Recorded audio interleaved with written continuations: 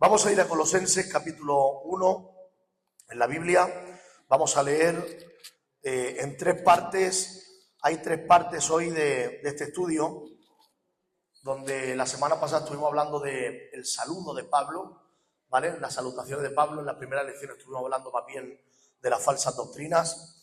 Y ahora sigue Pablo centrándose en el resumen de este libro, ¿vale? Acordaros que este libro, donde queráis por ahí, este libro fue escrito por Pablo, ¿vale? Que es escrito como respuesta a unas cartas o una información que es enviada a Pablo o transmitida a Pablo por el que abrió Colosenses, que fue Epafrás, ¿vale? Epafrás, que se había convertido con Pablo en Éfeso, en los 3 años de Éfeso que Pablo había predicado allí. Y como él era de Colosas, después de haberse convertido con Pablo, volvió a Colosas y abrió obra allí. Y ahora lo que hace es que Pablo, que había ido solamente una vez a Colosas, ¿verdad? ¿Sí o no? ¿Cuántas veces había ido Pablo a Colosas? Ninguna. No había ido ninguna, pero sí la había fundado él, ¿no? No la había fundado ni había visitado nunca, ¿vale? Estoy intentando a ver si estáis atentos, a ver si eso os queda algo, ¿no? Ni la había fundado, ni la había visitado, pero él da la respuesta. Colosenses es una carta escrita a Colosas como respuesta a la información recibida de Epafrás, ¿vale? ¿Te acuerdas, Mari, del problema que había en Colosas? De Epafrás, que le dice a Pablo, más o menos, ¿qué problema había? ¿Te acuerdas, Liz? ¿Te acuerdas, Susana?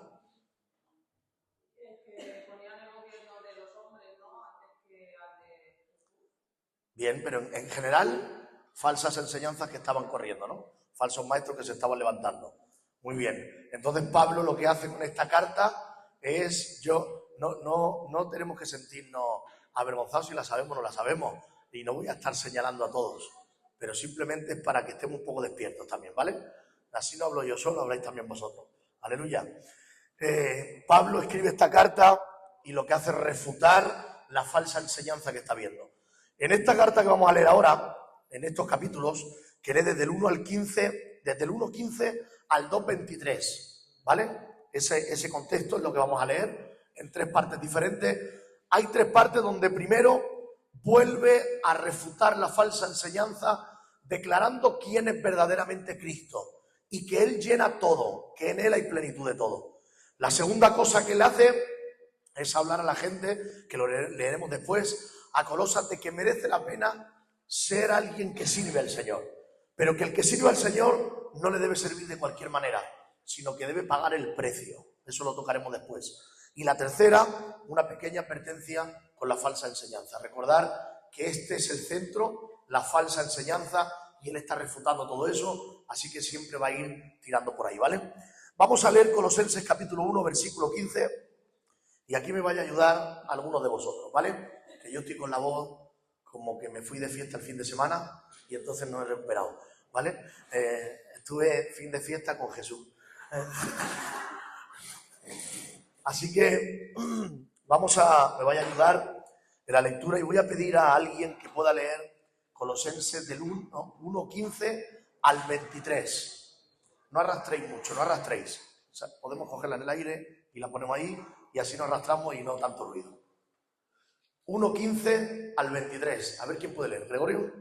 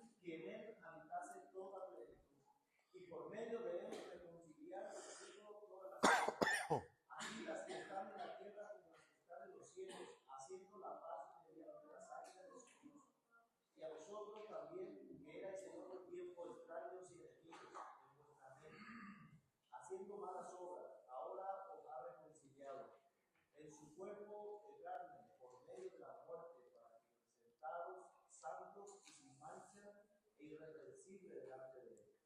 Si en verdad permanecéis fundados y firmes en la fe y sin moveros de la esperanza del evangelio que habéis oído, el cual se predica en toda la creación que está debajo del cielo, del cual yo, Pablo, he hecho ministro. Amén.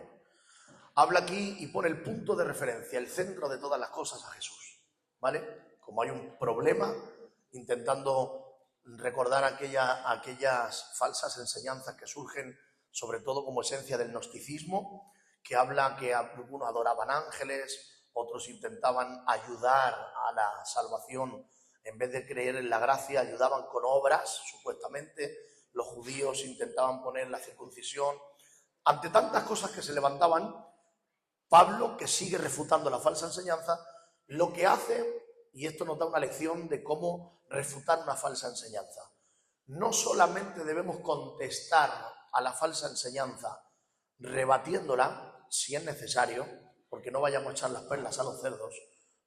Si hay gente que no quiere hablar y no quiere, mejor no discutan las cosas, pero si hay que rebatir algo, no solamente se trata de rechazar lo que dicen y rebatir lo opuesto, sino centrarse en Cristo como el centro de todas las cosas. Siempre ir a Cristo. Esto es lo que hace Pablo. Destaca la supremacía, la excelencia de Jesús en 4 aspectos diferentes. Lo veis aquí en el libro, el primero de todos. Jesús es la revelación del Dios invisible. Jesucristo es la revelación del Dios invisible. Y cuando está hablando de la revelación del Dios invisible, cuando habla de la imagen de Dios, en el griego la imagen de Dios significa que es alguien con una imagen exacta que el otro. O sea, Jesús está diciendo a sí mismo que Él es Dios. Está diciéndolo a la gente. Cuando dice Jesús que es Dios, voy a hacer algunas preguntas hoy porque es sencillo y yo quiero que me ayudéis. Cuando Jesús dice que Él es la imagen del Padre y el que ha visto a Él, ha visto a Dios, está diciendo yo soy uno con Él y yo soy Dios también. Cuando dice Jesús eso como hombre, ¿vosotros pensáis que es correcto decir que Jesús es Dios teniendo cuerpo de hombre? ¿Sí o no? Amén, sí. ¿Por qué? Porque Jesús era 100% Dios y 100% hombre. Simplemente lo que ocurre es que Jesús, siendo la imagen de Dios, porque toma cuerpo, sufre lo que viene siendo lo que se le llama la kenosis en la cristología. En la cristología la kenosis significa el vaciamiento, o sea, el dejar a un lado todos sus atributos eternos sin utilizar la omnipotencia, la omnisciencia y todas esas cosas para comportarse como un hombre que va creciendo y que conforme va creciendo, aparte de tener necesidades como hombre, como cualquiera, su ministerio no empieza hasta que es lleno del Espíritu Santo una vez es bautizado y desciende como paloma en Jesús, para demostrar que es con el bautismo del Espíritu Santo y la llenura del Espíritu Santo que se hace el ministerio.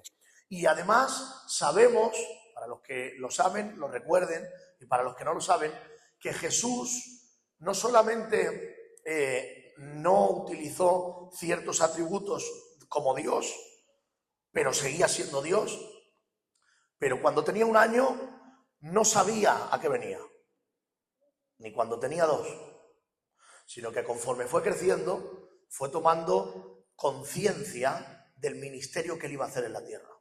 Conforme fue creciendo, él empezó a ver, a entender y a conocer a qué había venido aquí. Sí, era Dios, sí, pero había lo que se le llama una comunicación de propiedades de la naturaleza divina a la naturaleza humana. Jesús tenía 2 naturalezas, la naturaleza divina y la humana. La naturaleza divina le transmitía y le comunicaba a la naturaleza humana solamente aquellas cosas que necesitaba Jesús saber para el desarrollo de su ministerio en la tierra. Por lo tanto, entendemos que si fue un niño con 1 año, un niño con 1 año no tiene conciencia para saber qué va a ser. Por lo tanto, Jesús tampoco lo tenía. Pero Jesús toma conciencia conforme pasa más tiempo. Y cuando va creciendo, va tomando conciencia, de tal manera que ya a la edad de 12 años se encuentra diciéndole a su madre: en los negocios de mi padre me es necesario estar. Ya estaba tomando conciencia realmente de lo que venía a hacer. No sabemos exactamente si plena o no, pero ya estaba tomando conciencia, ya se estaba preparando. Y esto son cosas de cristología que tenemos que conocer. Pablo, que destaca: hay falsas enseñanzas, hay gente que adora ángeles, hay gente que adora a principados, potestades, y él lo que dice es: señores, no adoréis a ningún ser, porque Jesús es el único que es Dios. Jesucristo es el único que se hizo hombre, pero que no dejó en ningún momento de ser Dios. En la cruz del Calvario no murió Dios, murió Jesús hombre, pero Dios estaba allí muriendo. Amén. No murió Dios, porque Dios no muere, pero el cuerpo de Jesús sí murió. Y entonces al tercer día resucita, porque la muerte no le puede retener, porque no hay pecado en él. Así funciona el proceso de degradación. Por lo tanto, Pablo muestra que Jesús es Dios y que quien ha visto a él ha visto al Padre, y nos enseña cómo piensa el Padre y cómo se mueve el Padre y qué siente el Padre y qué le gusta al Padre y qué no le gusta al Padre. Cuando nosotros rechazamos, y eso para los que vean la grabación en la casa, que no vienen a los estudios, cuando rechazamos estudiar la palabra o rechazamos leer la palabra, estamos rechazando conocer más a Dios. Porque en este libro está contenido quién es Dios y lo que hace y cómo lo hace y lo que tiene para ti. Está contenido en el libro. Es como que el autor se ha ido, no lo vas a ver hasta que venga otra vez a por nosotros, y te ha dejado un libro para que tú lo conozcas. Nosotros nos hemos acostumbrado es que es difícil, es que la leo y no la entiendo. Es que es difícil, sí, es que es difícil leer la Biblia. No es fácil entenderla. Pero cuanto más te pones a leerla y vas a un estudio que te quedan cosas claras, empiezas a hilar aquí, empiezas a hilar allí y va empezando a entender las cosas poco a poco. Lo que es seguro es que no leerla significa rechazar conocer a Jesús. Amén. Y la fe viene por el oír la palabra. La palabra no se oye solamente en una predicación o en un estudio, sino que cuando tú la lees, también la oyes. Y cuando aún la lees sin hablarlo en alto, tu espíritu la oye también. Y te llenas de fe al leer la palabra. Por eso hay que darle a la palabra la importancia necesaria. Jesús es el verbo, es la palabra. Así que cuando leemos la Biblia, tenemos que leerla con la actitud y la atención necesaria, porque estamos leyendo a Jesús y sabiendo de él. Y el Espíritu Santo nos va a hablar de él a través de leer la palabra. Amén. Así que dile de al lado: déjate de hacer el vago y lee la Biblia.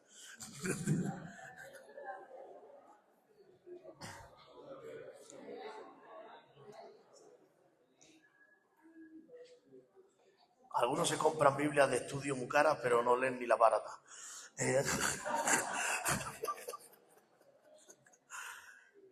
El primer punto de la supremacía, el primer aspecto de la supremacía de Cristo es la persona de él. Jesucristo es Dios y no hay ninguno que le supere.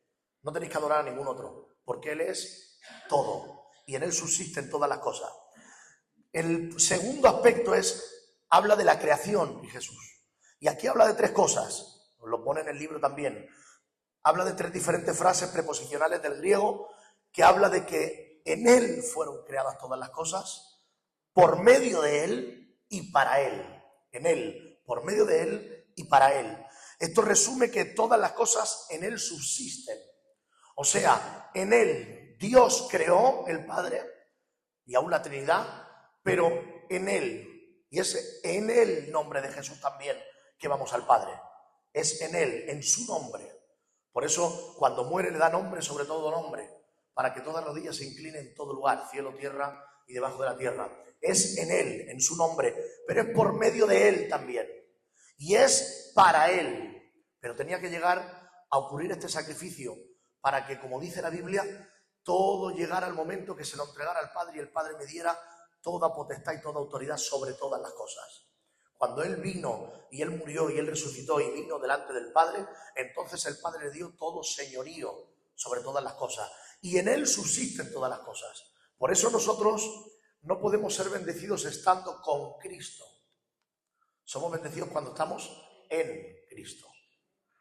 Y habla la Biblia de que en Cristo padecemos muchas veces, pero en Cristo estamos escondidos, dice la Biblia. En Él estamos escondidos. ¿Qué significa eso? Significa que en realidad Él es el que da la cara en el mundo espiritual, tanto ante el Padre como ante los demonios. Él es el que da la cara. Nosotros estamos en Él. Por eso somos el cuerpo. Él es la cabeza. Él es el que da la cara. Por eso vamos en el nombre de Jesús. Vamos nosotros, pero va Él dando la cara. Pero por eso tenemos que vivir una vida realmente en lo creado, en lo que nos envuelve, una vida que refleje a Jesús. Porque nosotros estamos en Él y lo que vivimos hacemos que a Él lo acepten, lo amen o lo critiquen por nuestra forma de vivir. Entonces, como estamos en Él, tenemos que tener la responsabilidad de saber que no merezco ser nadie, ni creerme más que nadie, porque si accedo al Padre o los demonios me pueden respetar o no tocar, es porque estoy en Él. Pero también tengo que entender que tengo que vivir una vida de ejemplo porque estoy en Él. Amén. Así que tenemos que entender que estamos en Jesús, en Él ha sido creado todo y Él sostiene todo lo creado. No morimos y entonces sale el espíritu, de alguna manera. No es que morimos corporalmente, físicamente, y la reacción es que se va el espíritu. No, es que Dios determina un momento y entonces el cuerpo deja de funcionar cuando el espíritu ya no está. Entonces, de alguna forma, no es la vida en el cuerpo, la vida es en la parte inmaterial, el alma y el espíritu. Cuando Dios determina, porque tú y yo estamos vivos porque Él nos sustenta, en el momento que Él determina que ha llegado tu hora y la mía, es la parte inmaterial la que se va a ir y entonces el cuerpo deja de tener vida porque el cuerpo en sí mismo no tiene vida, es materia. La vida está en lo almático y espiritual. ¿Entendéis lo que he dicho, no? Si no lo entendéis, escuchad la grabación luego. Amén. Así que hay varios aspectos que destaca Pablo. Lo primero que he dicho que es sobre la supremacía de Cristo. ¿Qué destaca Pablo? Señores, Jesucristo es Dios. Segundo, todo ha sido creado en Él, para Él y por medio de Él. ¿Vale? 3, habla de Jesucristo y la Iglesia y dice, Él tiene la preeminencia en todo. O sea, Cristo es tu cabeza y mi cabeza. Es tu cabeza individualmente y nuestra cabeza corporativamente. Es tu cabeza como cristiano y es nuestra cabeza como iglesia. Por eso, si Él me ha dado vida, si Él me la sostiene, si yo soy parte de Él, si Él es mi jefe, mi guía, mi cabeza, yo me tengo que comportar como un mayordomo. Mayordomo. ¿Sabes lo que es un mayordomo? Un mayordomo es alguien que accede a todo lo del jefe, pero nada suyo. Todo lo que tú tienes, sí, tú sudas con el sudor de tu frente, te levantas, trabajas, haces, pero porque Dios le da la gana abrirte la puerta y sustentar tu trabajo, etcétera, etcétera. Para que tú tengas lo que necesitas.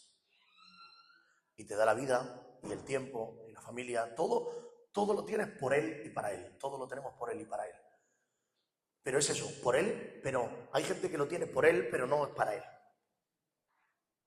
Y nosotros tenemos que entender que mi vida la tengo que entregar porque si yo tengo vida es por Él. Entonces tengo que darla para Él. Y cuando digo para Él, hablo de mi vida, de mi casa, de mis hijos, de mi tiempo, de mis dones, de mi dinero, de mis habilidades, de mis talentos. Todo es para Él. ¿No? Hay cosas que no.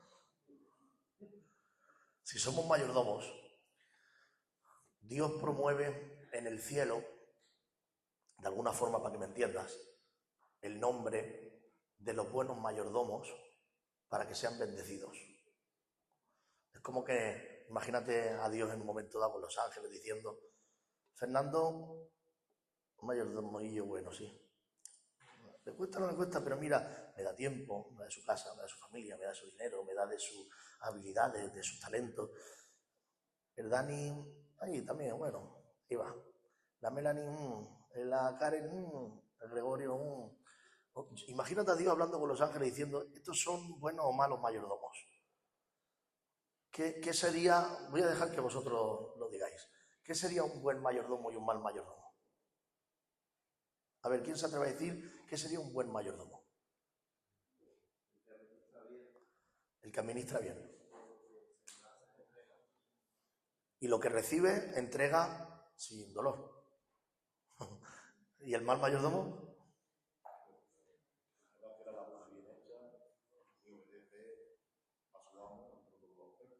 Muy bien. Por lo tanto, si yo me hago dueño de todo lo que tengo y no accedo a dárselo a Dios, sean mis hijos, sea todo lo que estoy diciendo, entonces yo soy mal mayordomo. ¿No? ¿Sí o no? Eso tenemos que reflexionar, ¿no?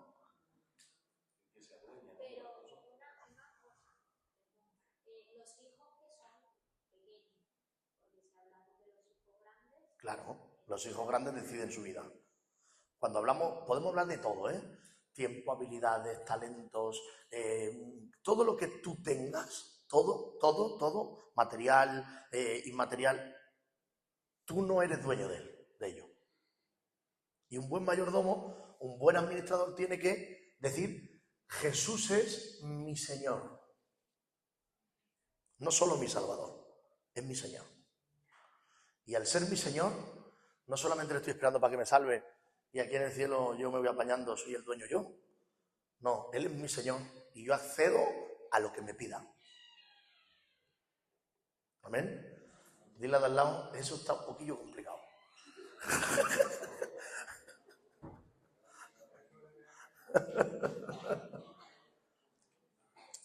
Esto es el verdadero evangelio. Esto sería el verdadero evangelio. Por eso, en el Nuevo Testamento, como sabían que venía Cristo pronto, ¿qué hacían?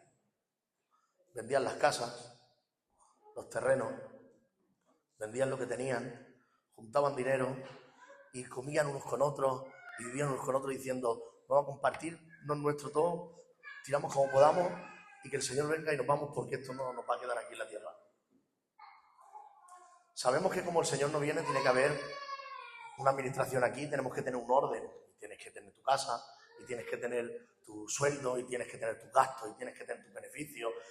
Sabemos que tenemos que vivir, pero sin olvidarnos que Él es el Señor y que Él quiere que su obra prospere.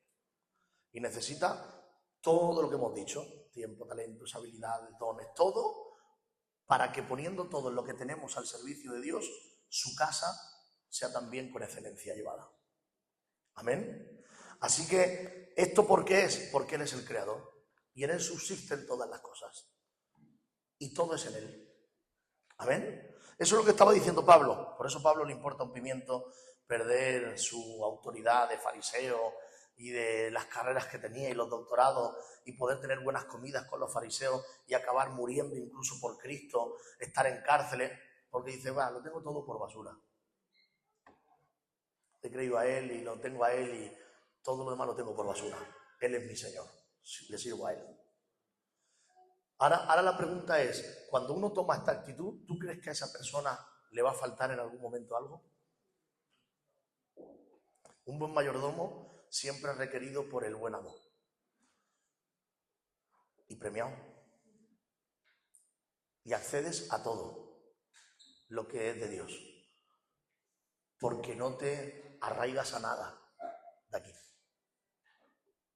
Amén. Amén o no amén.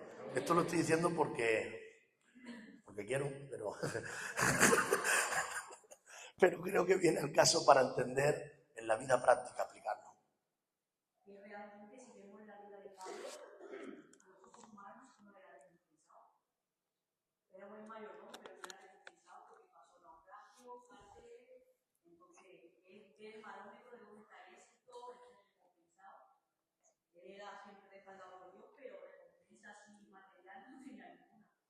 Muy bien.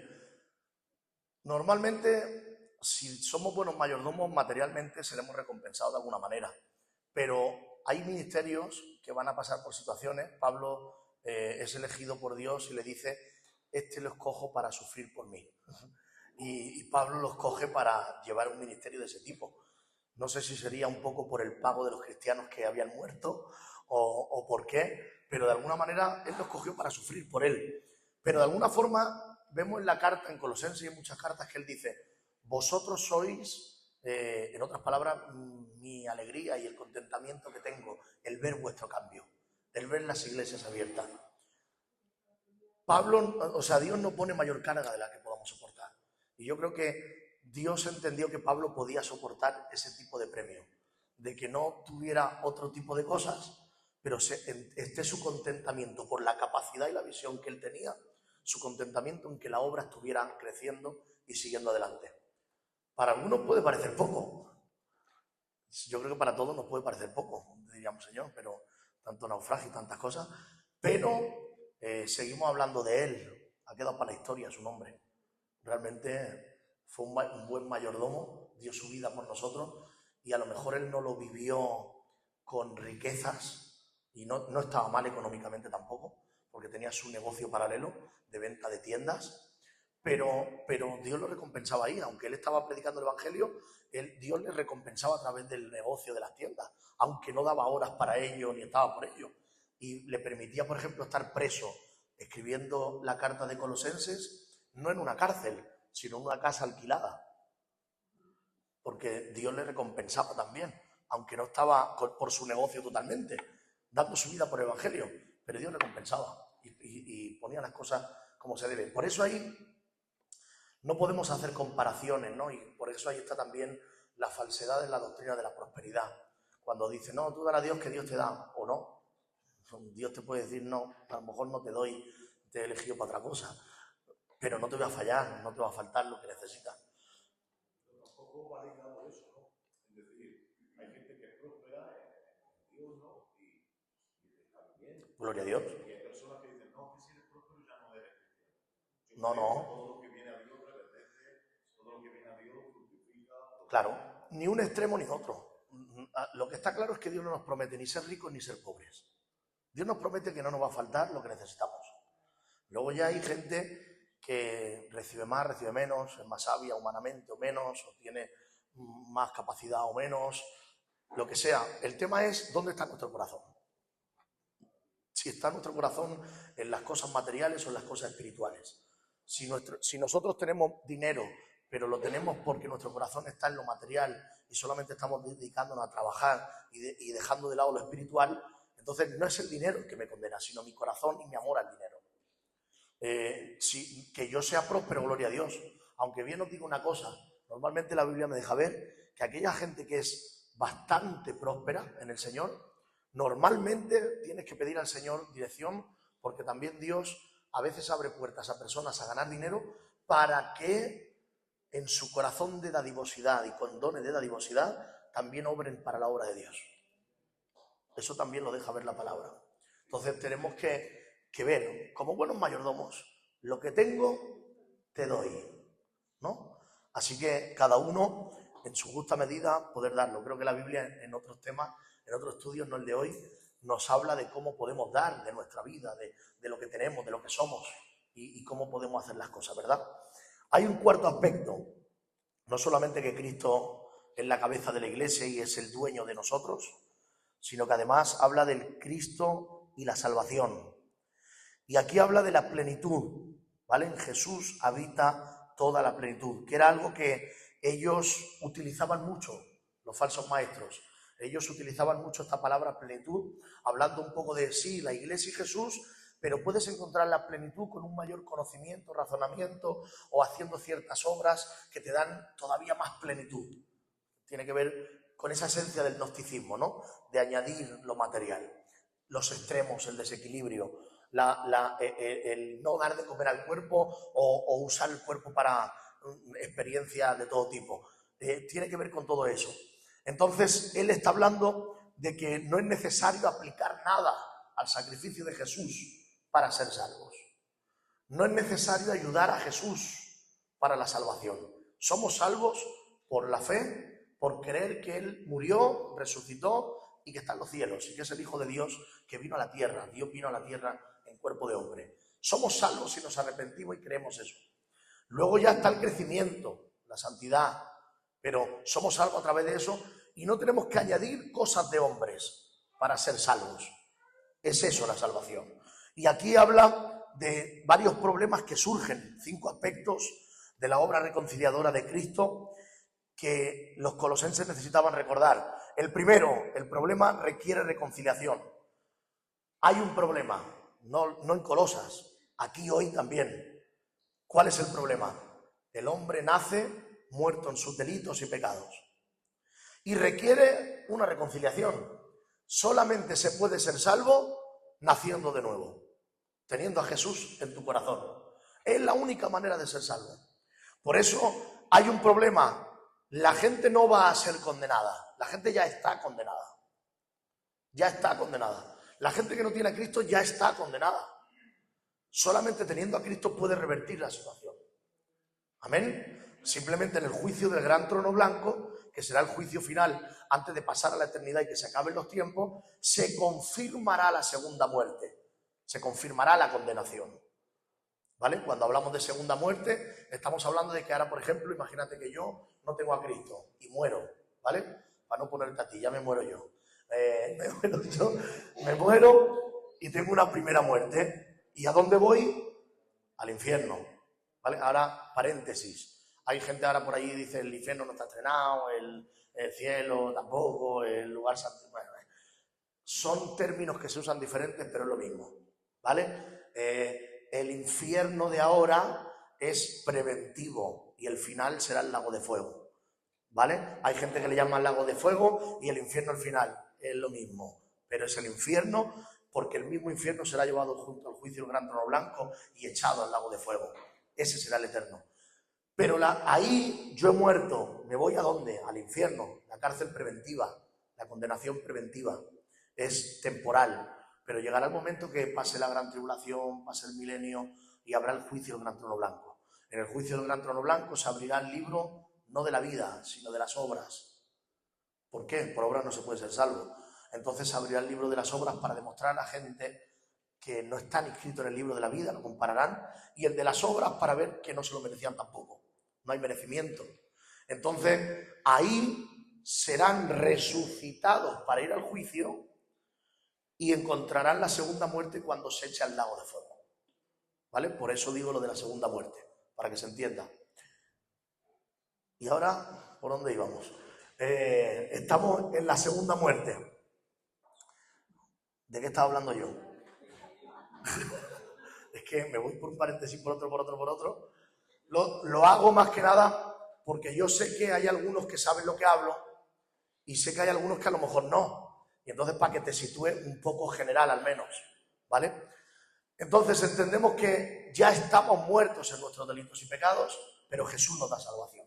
Cuando yo muero ahora mismo, hay un juicio inmediato y voy al cielo, en un estado intermedio, en un estado con alma y espíritu, pero sin cuerpo.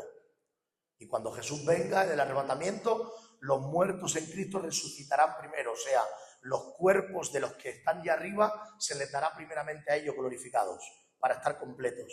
Y los que estamos aquí seremos transformados en el aire con cuerpo glorificado. ¿Vale?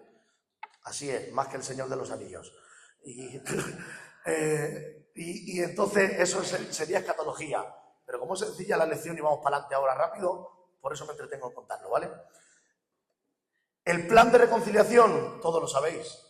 Dios se hizo hombre, Dios, el Hijo, se hizo hombre, no tomó cuerpo solamente, se hizo hombre, no dejó en ningún momento de ser Dios, pero actuó como hombre y Él murió en la cruz del Calvario.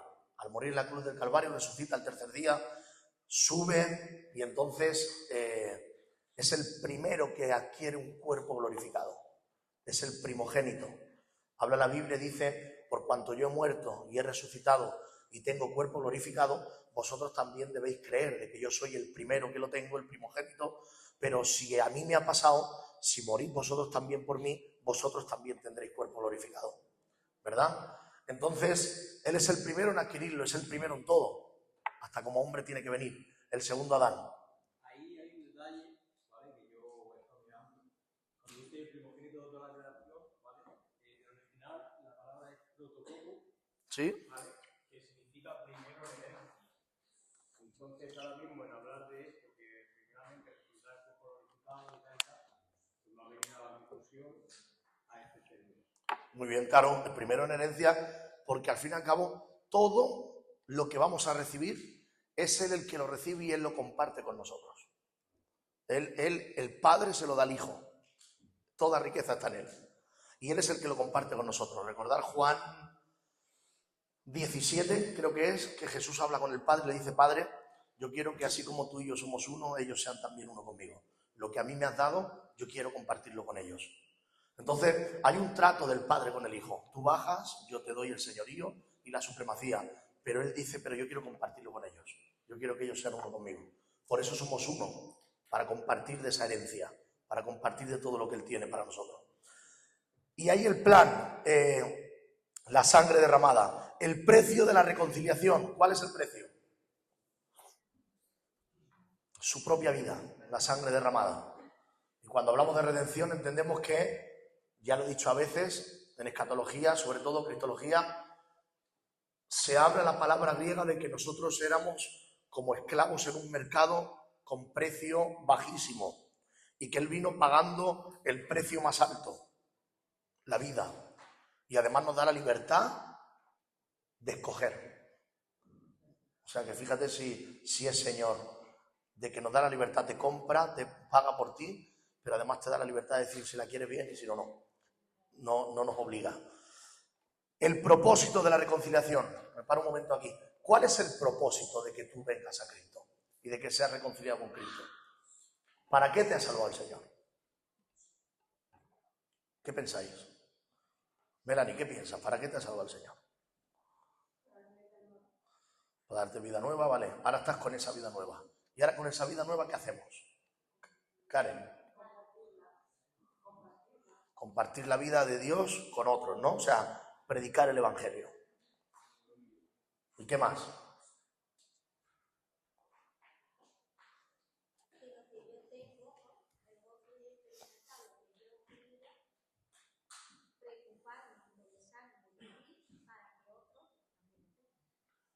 Extender lo que yo recibí a otros, ¿no? O sea, yo recibo la vida, recibo la salvación y ahora quiero compartir con otros. Oye, que he recibido esta vida, la quiero compartir contigo. Es llevar la gran comisión. Pero eso tiene que ver con la vida que yo recibo y tiene que ver con la tarea que yo hago para otros. Y esa hay que hacerla, pero ahora la mía. Todo eso conlleva la gran comisión. Predicar por el otro, sufrir por el otro. Pero, ¿y hacia mí? ¿Qué me pide Dios? Yo soy salvo. Dios me dice: ves y comparte. Pero, ¿y tú? Adorarle, amarle, santidad. Todo es así. Podríamos resumirlo en la palabra que habla en Romanos de predestinación, ¿no? ¿A qué hemos sido predestinados? Predestinados a ser discípulo, muy bien, que al fin y al cabo viene a ser como el Hijo. La santidad, el amar, el adorar, ser discípulo, es que yo tengo dos obligaciones por ser salvo. El propósito de la reconciliación. Él me reconcilia con el Señor, he sido salvo. Pero ahora Dios me pone dos tipos de obligaciones, que es yo parecerme cada día más al Hijo. Que eso habla de la santificación, el proceso de santificación progresiva. Pero, ¿y los demás? A los demás les tengo que compartir a Jesús. A los demás compartir a Jesús y yo ser cada día más como Jesús. Cuanto más soy como Jesús, más fácil me es compartir de quién es Jesús, ¿no? Porque estoy contagiado de Él y comparto lo que vivo, no lo que sé. Por eso se resume la ley en dos cosas. ¿En qué? Amarás tú a Dios sobre todas las cosas como para parecerte cada día más al Hijo y al prójimo como a ti mismo para llevarle lo que tú tienes. ¿No? ¿Cuál es el propósito de la reconciliación? Yo ser como el Hijo y predicar del Hijo a los demás. Para eso soy salvo. Luego está la visión de cómo cada uno lo hace. Nosotros tomamos la visión de hacerlo haciendo estudios, reuniones de matrimonio, cultos, actividades, para tú tengas la dieta equilibrada y evangelismo, esto, lo otro, células, para llevarlo a los demás. La visión de cómo hacerlo, cada uno puede tenerla o cada iglesia puede tenerla de manera diferente, pero la misión es la misma. Yo parecerme al Hijo y llevar el evangelio a los demás. Amén. Ese es el propósito de la reconciliación. ¿Ok? Y la prueba de la reconciliación. ¿Cuál es la prueba, Vanessa, de que tú tienes a Cristo? ¿Cómo lo sé yo? Aceptándolo. Mirándote a los ojos. ¿Cómo sé yo que tú tienes a Cristo? En mi conducta. Mi forma de vivir, las obras, el fruto. Por sus frutos los conoceréis. Amén. Yo conozco que uno es cristiano por sus frutos, no porque me digan que es cristiano. De primera sí, me lo tengo que creer. Oye, ¿por qué me va a mentir? Pero no nos emocionamos con, uy, es tu fiera. No. Vamos a verlo. Vamos a ver su conducta, su casa, su vida, su forma de vivir, ¿no? Y ahí vemos los frutos de si realmente tiene a Cristo y cuánto está con Cristo como para que después lo contagien todo lo que hace. Amén. Y eso, fíjate, vamos a leer en 2 de Pedro capítulo 1. Ven conmigo. 2 de Pedro capítulo 1, versículo 10. Son cosas que hasta en el discipulado lo podemos hablar, es sencillo, pero son cosas que tienen que quedar claras. 2 de Pedro 1:10. Dice, por lo cual, hermanos, tanto más procurad hacer firme vuestra vocación y elección. Escuchad esto. Porque haciendo esto, no caeréis jamás. Amén. Hay gente que vive intentando esquivar los ataques del diablo para no caer. A ver cómo por dónde viene el demonio. Ay, que viene por aquí, ay, que viene por allí. Intentan esquivarlo. El demonio, pastor, ponme las manos, que el demonio me ataca. Orar por mí, ayunar por mí. Cale, hacer una cadena de ayuno de oración. Hay gente que vive pasivamente, parado, esperando esquivar las pruebas, las tentaciones, los ataques, y a ver si viene el Señor pronto y me lleva. Y hay gente que es como un ciclista, que pedalea y mientras está pedaleando, pues no cae, ¿no? Si deja de pedalear, la bici se para y se va al suelo. O pone la patilla, pero el tema es que el verdadero evangelio que Pedro me está diciendo aquí es, señores, mantén firme tu vocación. ¿Qué es una vocación? ¿Qué es una vocación? Como una profesión, pero que yo llevo de manera voluntaria entregando mi vida. Que me gusta hacerlo, ¿no? No es que tengo que ir a trabajar esta vez. No. Hay gente que su trabajo es vocacional. Y es un músico y trabajar la música es vocacional, porque además le gusta la música y trabaja de eso. Entonces, aquí Pedro me está elevando la vida cristiana, no a vive tu vida como puedas y ve el culto cuando tú puedas. No. Está diciendo, Señor, esto es una profesión para vosotros. Esto es un día a día. Todos los días debéis trabajar en esto. Es un estilo de vida que lleváis practicando la verdad. Y dice, tener firme vuestra vocación y elección. O sea, es que qué duro es el Señor, que tenemos que estar siempre dando la talla. Es que lo has elegido tú. Lo has elegido tú. Y como tú lo has elegido, Él te dice cómo se trabaja en su casa. Y en su casa Él no quiere remiendos. Él quiere que tú cojas la vida cristiana como una vocación. Me voy a mi casa y soy cristiano y vivo como cristiano. Me voy a mi trabajo y soy cristiano y vivo como cristiano. Me voy al culto y, claro, soy más cristiano todavía. Voy a la panadería y soy cristiano. Es una forma de vivir, soy cristiano. No es que vivo mi vida y luego voy al culto y en el culto no hablo como en la casa, ni actúo como en la casa, ni chillo como en la casa. No, es que yo hablo en todos sitios iguales y trato en todos los sitios iguales porque es una vocación. No es que soy diferente en mi casa que aquí. No intento forzar la situación. Tú sabes que hay personas que cuanto más rato pasas con ellos, al final se les escapan palabrillas, se les escapan cosas. Y tú dices, claro, ¿por qué? Porque están en casa viviendo así y en el trabajo viviendo así.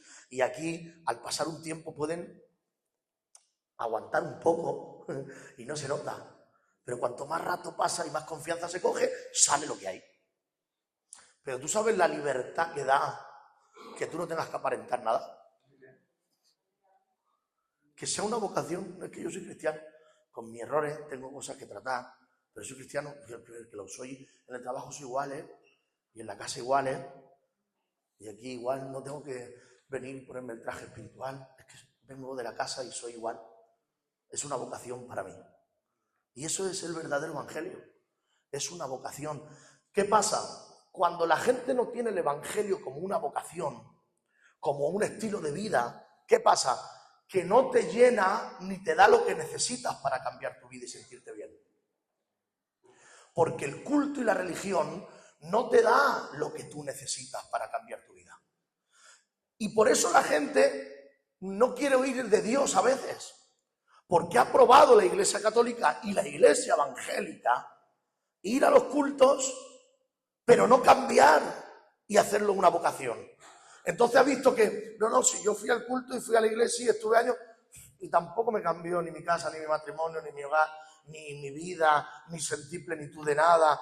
Claro, porque él iba a la iglesia, pero no tenía un estilo de vida cristiana donde Jesús estaba en él llenando su vida. Porque Jesús es el que llena, no la iglesia. ¿Me estáis entendiendo la diferencia? No es lo mismo.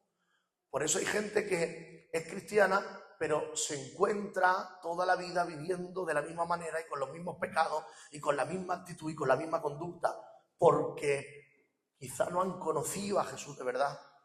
Quizá algunos ni han nacido de nuevo, o quizá algunos no han dejado a Jesús que llene las áreas de su vida que tiene que llenar. Y eso es religiosidad. Vivo mi vida, hago mi vida, hago cosas que en realidad sé que no están del todo bien, pero todo el mundo hace cosas malas, ¿no? Y luego vengo al culto. Y en el culto intento ser lo mejor posible. Y en el culto intento portarme bien con todo el mundo y que el pastor me vea. Y que los hermanos vean que yo soy buen hermano y buena hermana. Y luego pues sigo mi vida. Eso no puede traer un cambio a una vida. Y llega un momento que acabas diciendo por tu boca, Dios no tiene lo que yo necesito. Pero no conocía a Dios. No conocieron a Dios. Conocieron la iglesia.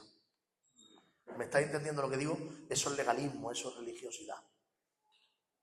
Necesitamos llevar a Jesús a nuestro corazón y allí donde vayamos, que Jesús sea el Señor de nuestra vida y que nuestro comportamiento tenga que ver con Jesús. Amén. ¿Me entendéis lo que estoy diciendo, verdad? Esto es lo que Pablo le está diciendo a los colosenses. Pablo le está diciendo, mira, todos los que os están diciendo las falsas enseñanzas, estos falsos maestros, son gente que va a la iglesia pero no tiene a Cristo. Son gente que va a la iglesia y hacen cambios de hombres. ¿Cuánta gente conocéis que ha dejado de fumar sin el Señor? ¿Conocéis gente, no? Gente que ha dejado la droga sin el Señor. Y que ha dejado el alcohol sin el Señor. Hay gente que lo ha dejado. Porque hay cosas que podemos conseguir por obras. Entonces hay gente que dice, ven a Cristo y el Señor te quitará de la droga. Ven a Cristo y el Señor te quitará del alcohol. Claro que el Señor, si lo tienes en tu vida, te va a quitar las ganas completamente de vivir esa vida. Pero que dejes eso no significa que esté Cristo en tu corazón. A lo mejor lo dejas por salud, pero tu vida no cambia como cristiano. ¿Me estáis entendiendo la idea? El doble filo, la línea fina entre la religiosidad y el verdadero evangelio. Entre intentar ayudar con obras al Señor. Hay que tener cuidado. Por eso Pablo, el siguiente punto que toca, vamos a leer aquí, en Colosenses capítulo 1, versículo 24. Tengo todavía 20 minutos, me da tiempo. Colosenses 1, 24, porque tengo 20 minutos, ¿vale? 22. Colosenses capítulo 1, versículo 24. Leo. Ahora me gozo en lo que padezco por vosotros. Fíjate, se gozaba Pablo en padecer por ellos. Es un masoca. Y cumplo en mi carne lo que falta de las aflicciones de Cristo por su cuerpo, que es la iglesia. Escucha bien. No necesitamos pasar por aflicciones para completar el sacrificio de Cristo. Dice, cumplo en mi carne los aflicciones en Cristo. No. Cristo ya sufrió lo que tenía que sufrir. Nosotros no tenemos que sufrir para ayudar al sacrificio. Pero él lo que está diciendo es, como estoy en él, me siento tan parte de él, que estoy dispuesto hasta a sufrir como él sufrió. Es mi modelo. Por eso Pablo dice en un momento dado, ser santos como yo soy santo. ¿Qué está diciendo Pablo? Allí no tenéis a Jesús, que está lejos, a 2 kilómetros, pues aquí estoy yo a 500 metros, soy un punto de referencia para ti. Yo imito a Cristo, tú me imitas a mí, será más cercano. Tenemos que tener referentes y modelos, no gente a la que adorar ni alabar, no gente a la que querer copiar, pero referentes y modelos está bien, porque a algunos se le hace complicado parecerse a Cristo o acercarse mucho a Cristo, porque lo ven lejos, pero hay gente que ya tiene madurez, años, y se parece un poco más a Cristo que tú, y entonces puede ser un referente, un modelo para ti, para decir, bueno, si me parezco a este un poco, me pareceré un poco más a él también, sin perder de vista a Cristo. ¿Me estáis entendiendo lo que digo, no? Que algunos estáis con la cara de limón exprimido y no sé si es por las lentejas que has dejado puestas o no sé. El 25 dice, de la cual fui hecho ministro, según la administración de Dios, que me fue dada para con vosotros, para que anuncie cumplidamente la palabra de Dios. El misterio que había estado oculto desde los siglos y edades, pero que ahora ha sido manifestado a sus santos. ¿Cuál es el misterio? El Evangelio. Era un misterio para ellos. No entendían Cristo, se ha hecho Dios hombre, ha venido a salvar a la humanidad. Ni Juan el Bautista lo entendía, diciéndole a los discípulos, oye, preguntarle y decirle si es él el que ha de venir. Porque no acabamos de entender si tiene que venir a gobernar. Pero estaban viendo entre la segunda y la primera venida. Esta primera venida como hombre no estaba escrita. La segunda venida había escrito cosas, nacerá en Belén, etc. Pero la segunda venida, como el Mesías, que iba a gobernar, iba a traer libertad al pueblo, era la que ellos esperaban. Pero ahora Pablo dice, ahora el misterio que estaba antes ha sido revelado. Antes no se entendía, pero ahora ya ha sido revelado. Y fíjate, dice, a quienes Dios quiso a dar a conocer las riquezas de la gloria de este misterio entre los gentiles, que Cristo es en vosotros la esperanza de gloria. Cristo está en vosotros, pero ha provocado la esperanza al saber que va a venir a por nosotros, porque va a venir, y va a venir en el arrebatamiento para después venir nosotros en la segunda venida. Y lo digo porque lo digo porque además que quiero decirlo, lo digo porque ahora hay una corriente bastante amplia de que el arrebatamiento no existe, etcétera, etcétera, etcétera. Yo creo firmemente en el arrebatamiento, creo firmemente en que la Iglesia no va a pasar la ira de Dios, porque la ira de Dios tiene que ser la gran tribulación, 21 juicios contra aquellos que no son la Iglesia, porque la Iglesia es liberada de la ira venidera. Por lo tanto, la palabra de Daniel, de las 70 semanas de Daniel, el capítulo 9 de Daniel, es una palabra donde falta una semana por cumplir, una semana de años, 7 años. Y es una palabra que no es para la Iglesia, sino para el pueblo de Israel, para Daniel. Esta es la palabra para tu pueblo. Y nosotros no somos el pueblo de Israel, somos la Iglesia. Israel deja de ser nación y la Iglesia toma su lugar. como embajadores y representantes de Dios en la tierra. Ahora, antes de que el pueblo de Israel cumpla esa última semana de Daniel, esa gran tribulación, esos 7 últimos años, la iglesia se tiene que ir para que vuelva a trabajar Dios con Israel. Así que esperamos el arrebatamiento. Pero la Biblia no da señales del arrebatamiento. La Biblia da señales de la segunda venida. El arrebatamiento es sorpresa. El arrebatamiento le llaman rapto muchos porque es algo que no esperas. Pero las señales de que a las 10 llega Jairo, me está diciendo que si antes de que a las 10 llegue Jairo yo me tengo que ir, me está diciendo que pues, antes de las 10 tengo que prepararme porque en algún momento yo me tengo que ir. La señal que me da la Biblia de la segunda venida me habla de que el arrebatamiento está cerca. Y la segunda venida me da señal de que hombres se darán en casamiento con hombres, mujeres con mujeres, de que la nación de Israel, los israelitas serán recogidos de toda la faz de la tierra y volverán a tener una tierra, una moneda, un idioma, un lenguaje y serán juntos, unidos y los hombres irán y vendrán a todos los lugares del mundo rápidamente. Eso lo habla Daniel capítulo 12 creo, precisamente 800 años antes de Cristo, cuando no existen ni trenes, ni aviones, ni coches. Y está hablando de esto. Hoy existen todas las palabras que dejan ver que Cristo está cerca en su segunda venida. Pero si la segunda venida está cerca, el arrebatamiento es antes. Más cerca está. Por lo tanto, no podemos estar diciendo va a ser esto, va a ser este tiempo, va a ser el otro, porque nadie sabe el día ni la hora. Pero sí podemos mantenernos despiertos y con la lámpara llena de aceite como las 5 vírgenes que esperaban al novio y no dormirnos y estar ahí diciendo ya no viene, hace más de 2000 años y eso que dijo que venía pronto, ¿verdad? y ya no viene. Algunos por ignorancia, algunos dicen, bueno, puede estar otros 2000 años sin venir, ¿no? Porque si ya lo dijo y ha estado 2000 años, no, lo que ya está cumplido ahora sí tiene que ver con la segunda venida. Hace 1000 años no estaba cumplido, ni hace 2000, ni hace 500. 1948, mayo de 1948, Israel es nación. Ese es un momento determinado del final, porque desde el año 70 después de Cristo, que Israel cae como nación por los romanos, con el príncipe Tito, desde ahí Israel nunca es nación, están esparcidos por el mundo. Pero en el 1948 vuelve a ser nación.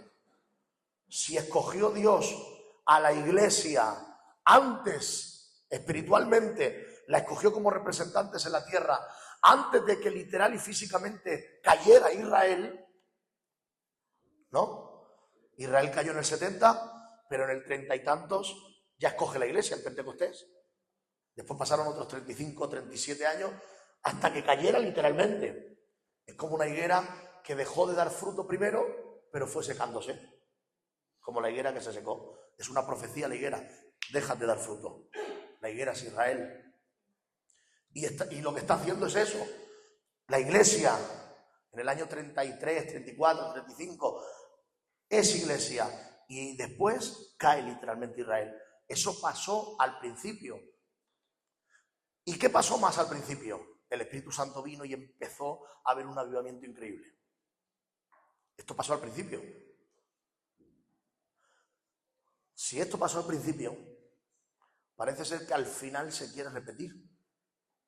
Y el Espíritu Santo ha venido en el 1890 con otro avivamiento en el bautismo del Espíritu Santo después de un largo tiempo de sequía. Y estamos en un momento de avivamiento, que se quiere despertar un avivamiento, donde el Espíritu Santo está cayendo más que nunca. Y entonces el patrón nos dice que si la iglesia fue primero y cayó Israel, seguramente ahora la iglesia se tiene que ir. Israel vuelve a ser nación y la iglesia se va. Es el mismo patrón que se produce al principio, ¿no? Pasan unos años desde que espiritualmente la iglesia toma la referencia hasta que Israel cae literalmente. Y ahora pasan unos años desde que Israel vuelve y espiritualmente tiene que ser arrebatada la iglesia.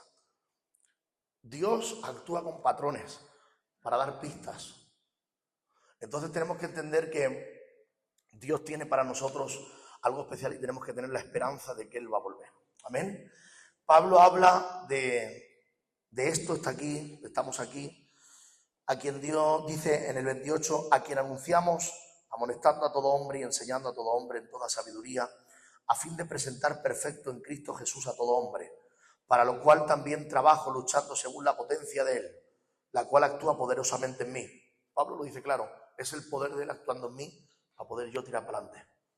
Y dice, porque quiero que sepáis cuán grande lucha sostengo por vosotros y por los que están en la Odisea y por todos los que nunca han visto mi rostro, para que sean consolados sus corazones, unidos en amor hasta alcanzar todas las riquezas de pleno entendimiento, a fin de conocer el misterio de Dios, el Padre y de Cristo, en quien están escondidos todos los tesoros de la sabiduría y del conocimiento. Y esto lo digo para que nadie os engañe con palabras persuasivas, porque aunque estoy ausente en cuerpo, no obstante en espíritu estoy con vosotros, gozándome y mirando vuestro buen orden y la firmeza de vuestra fe en Cristo. Pablo habla de su ministerio y dice quién le da fuerzas, quién se las da. Dios. Y dice para quién trabaja, para Dios.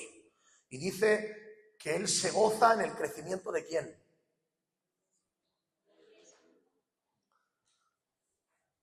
Hoy, una de las cosas que el diablo está arrebatando a la iglesia es la unidad. Está provocando egoísmo e individualismo dentro de las iglesias. O sea, en la sociedad, y se está metiendo en las iglesias. De que yo voy al culto y vengo del culto y no me fijo ni me preocupo en nadie.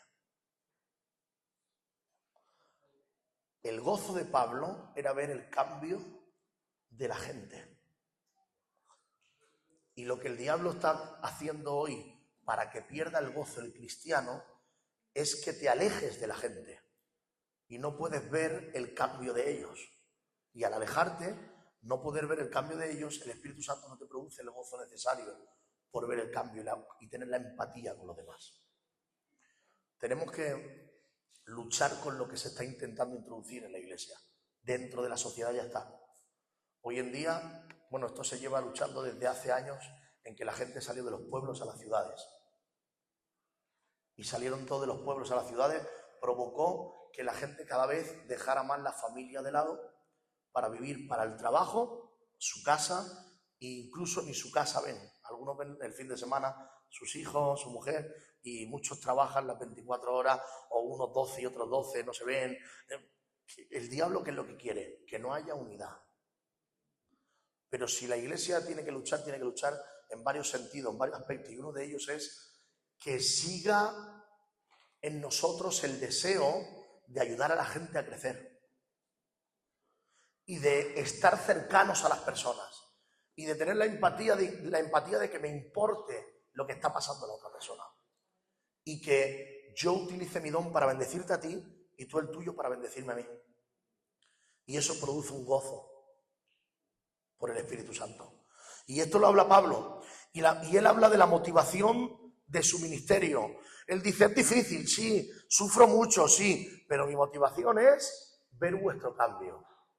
Esa es su motivación, su llamado, ver el cambio, ver todo lo que Dios está haciendo en él. Filipenses 1:29 dice también, a vosotros os es concedido a causa de Cristo, no solo que creáis en él, sino que también padezcáis por él. Pablo está diciendo que, señores, que no es fácil seguir a Cristo, que el ministerio y la vida cristiana va a tener que tener su padecimiento también. Y algunos padecen, y cuando dicen padecimiento, algunos creen que me van a pegar, me van a meter en la cárcel, Bueno, eso allí él sí lo vivió. Nosotros de momento todavía no. Pero tu padecimiento a lo mejor puede ser que haya amigos que no quieran hablarte porque tú vives un tipo de vida diferente. O que haya gente que te rechace. O que haya familiares que te rechacen también, que tengas problemas por querer vivir un tipo de vida diferente. Pero padecemos de alguna forma. ¿Qué dice Antonio? A veces, como tú has dicho, hay muchas especies de que hay mucha gente de muchas especies.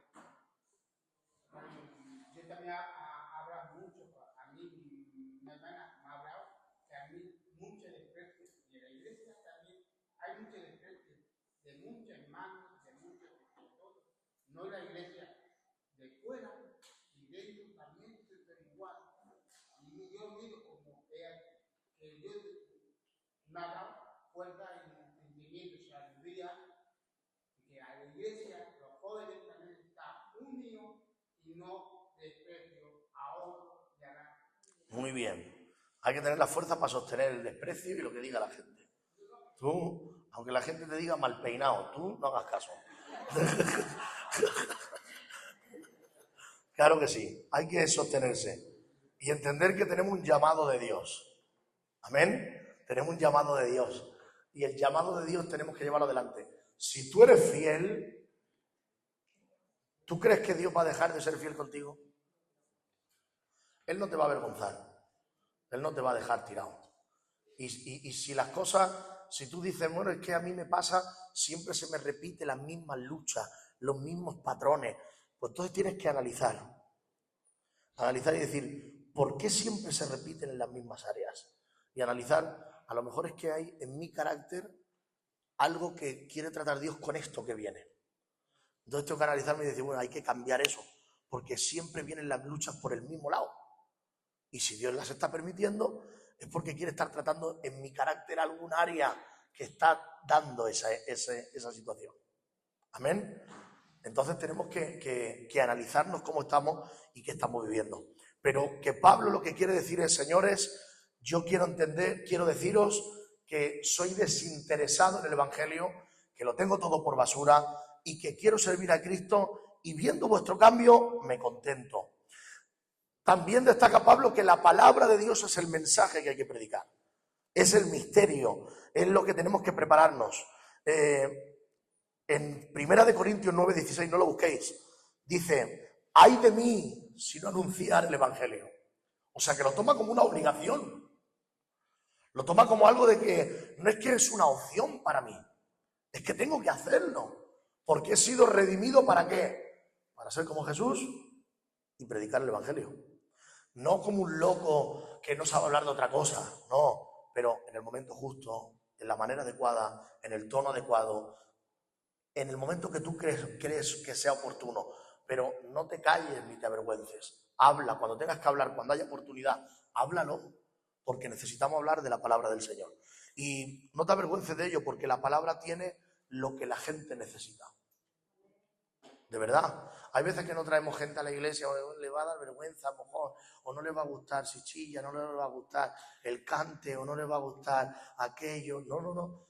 Tú traes a la gente a Cristo porque Cristo llena todo vacío que tenga cualquiera. Y la gente está buscando soluciones. Y cuando conocen a Cristo es cuando dicen realmente, ahora he encontrado lo que necesito. Pero necesitan gente como tú y como yo que vivan el Evangelio de verdad. Y hay una cosa que no se puede imitar, ¿vale? Que es el amor.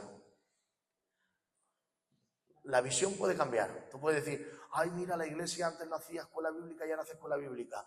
La iglesia antes no grababa, ahora graba. La iglesia antes no hacía discipulado y ahora hace discipulado. La iglesia antes tenía luces de normal y ahora de LED. La madre mía, vamos a más. Pero todo eso lo puedes hacer humanamente.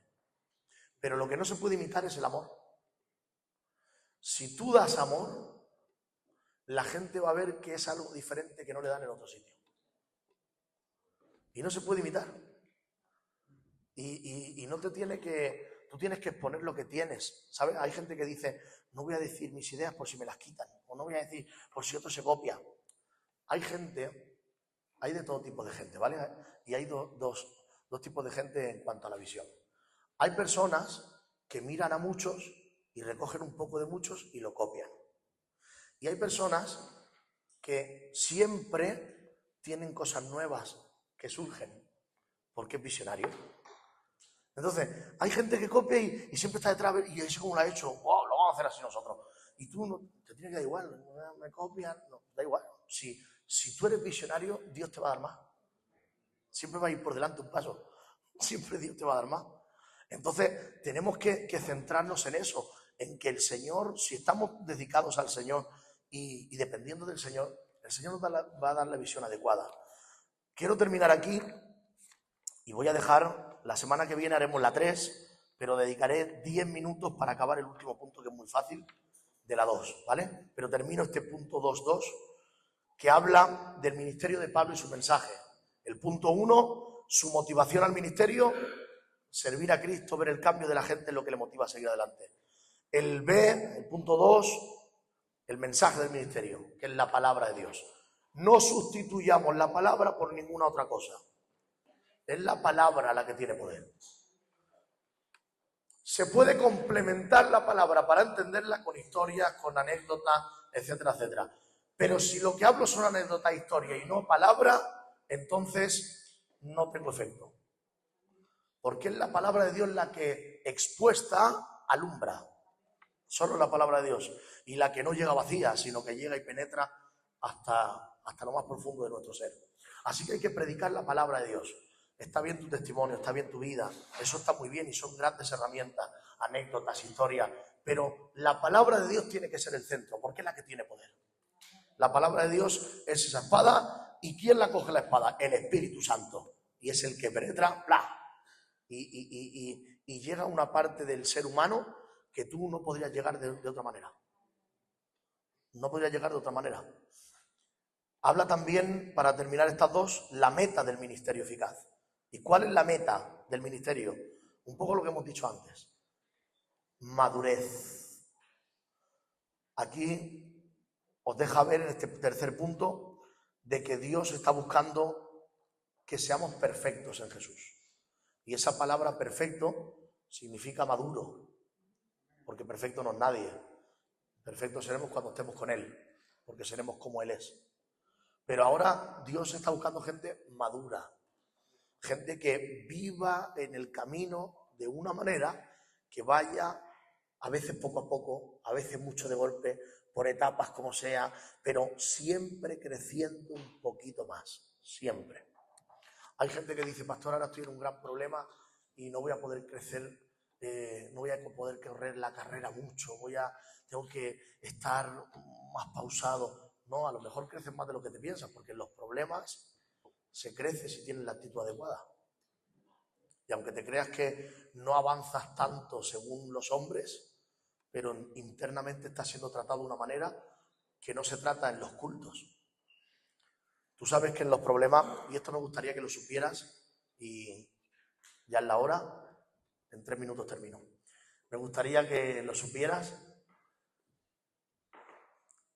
Hay gente aquí para ayudarte en tus problemas. Pero tus problemas los vas a tener que solucionar y tratar tú solo. Vas a recibir consejo, oración, intercesión, ayuda, a veces más, a veces menos.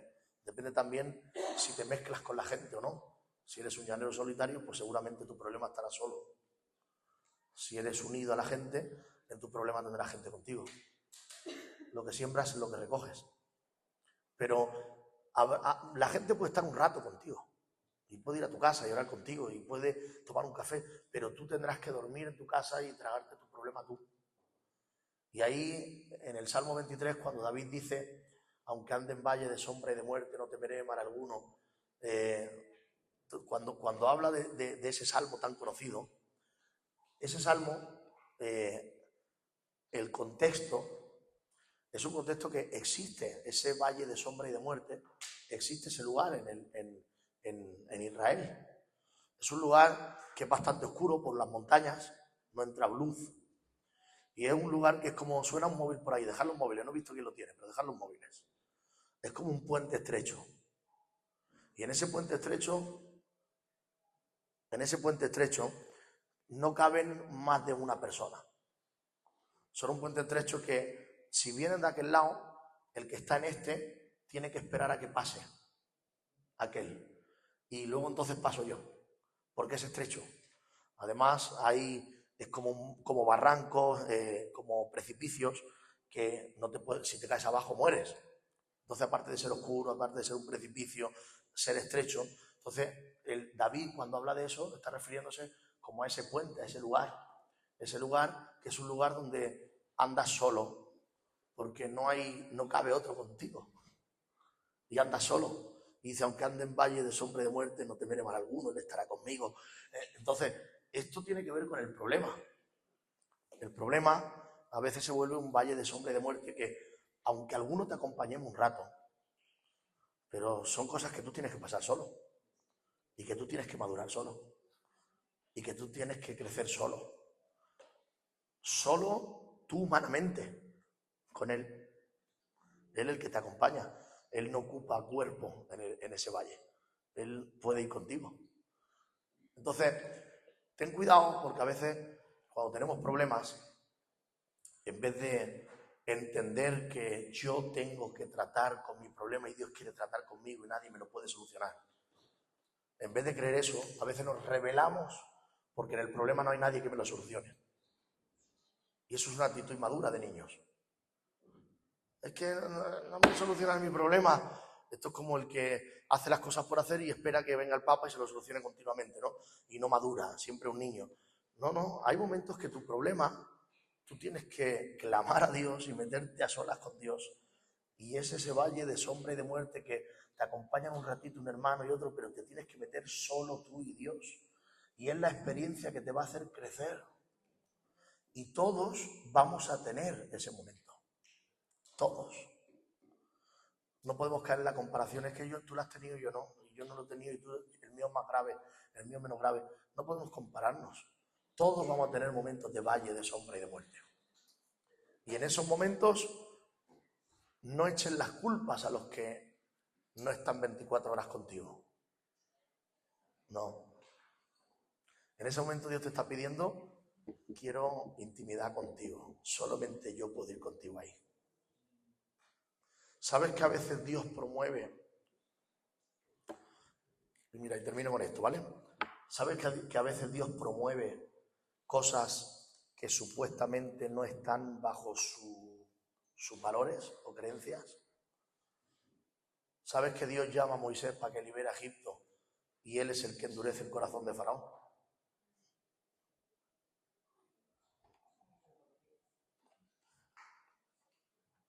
¿Sí o no? ¿Lo sabéis? Muchos ya lo he hablado a veces, muchos ya lo sabéis. Tú ves, como decir, Jairo, ve y coge el caramelo que tiene Dani en la mano. Y ahora Jairo dice, vale, menos mal que Dios va a tocar el corazón de Ani, va a abrir la mano y me va a dar el caramelo.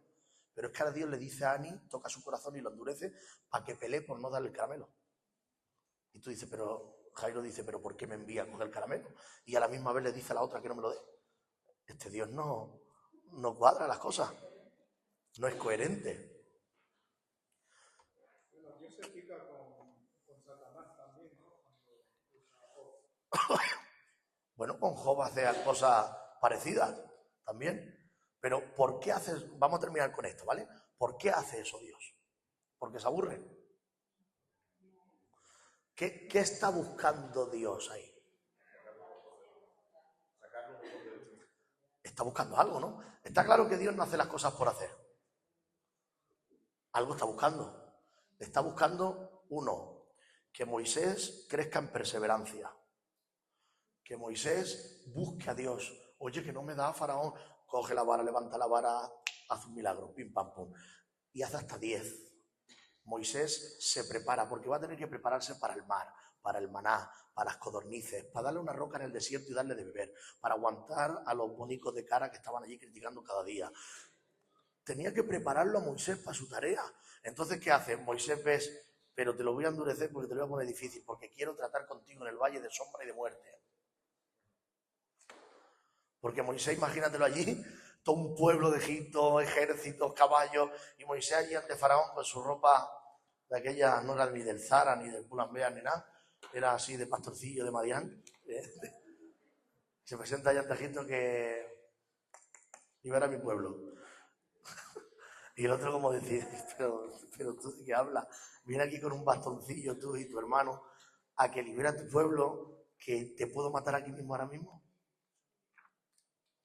Ya, pero Moisés tiene que ganar seguridad de saber quién es el Dios que la ha llamado.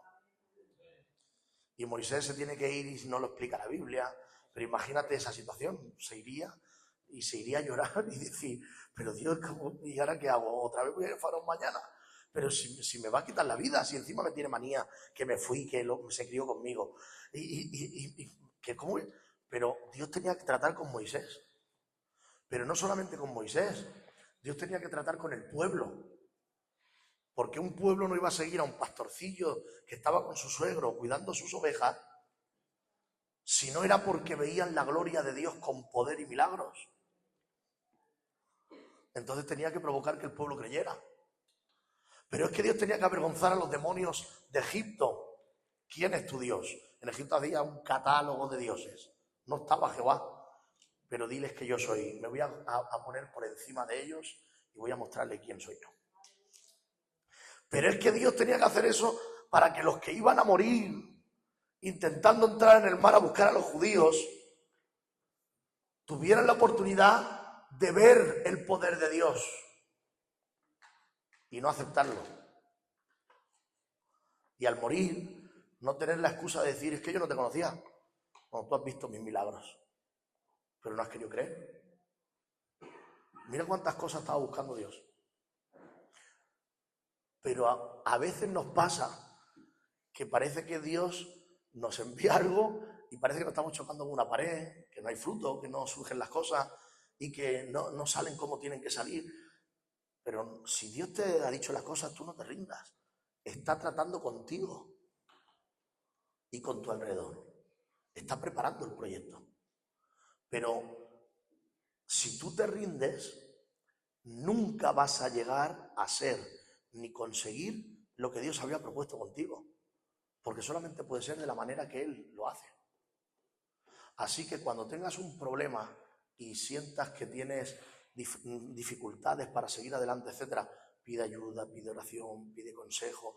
Vamos a estar todo lo que podamos. Ya vuelvo a repetir, el que más se mezcla con gente, más apoyo tendrá. El que va solo por ahí, menos apoyo tendrá, porque no lo sabremos.